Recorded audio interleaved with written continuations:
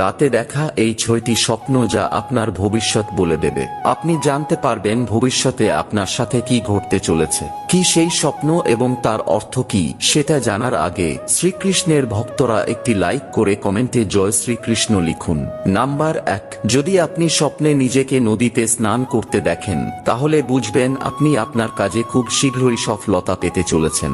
Number 2, আপনি যদি জলে সাঁতার কাটার স্বপ্ন দেখেন তাহলে এটি আর্থিক লাভের সূচক বলে মনে করা হয়। 3, স্বপ্নে যদি কোনো শিশুকে প্রফুল্লভাবে হাসতে দেখেন তাহলে বুঝবেন আপনি হঠাৎ কোনো অর্থ বা লটারি পেতে চলেছেন।